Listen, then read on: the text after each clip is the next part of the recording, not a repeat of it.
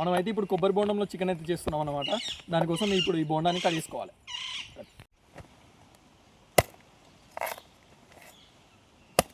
Bonda cutting అయితే అయిపోయింది. Water మీకోసం ఒక చుక్క ఇట్లా కనబడే. ఇప్పుడు తాగేద్దాం.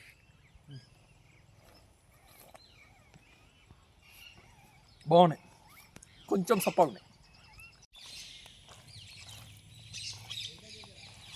మన చికెన్ మొత్తం ఇప్పుడు బోండాలలో వేసేసుకుందాం. ఆల్రెడీ 2 బోండాలు రెడీ అయిపోయినాయి.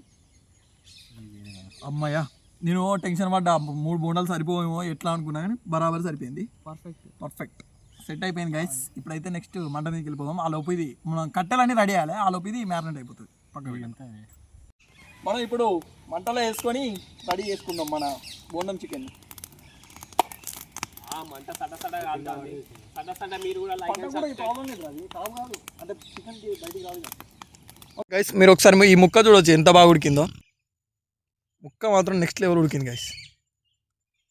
వాసన వస్తుందా? స్మెల్. చికెన్ మాత్రం సూపర్ అయింది. ఇక టేస్ట్ ఎట్లుందో అయితే తిన్నాక చెప్తాం.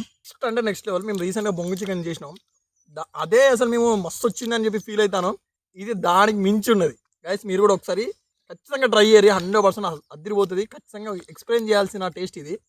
ఇక మీ ఇష్టం, ఇక మీరు చేయలేకపోతే మీ ఇష్టం.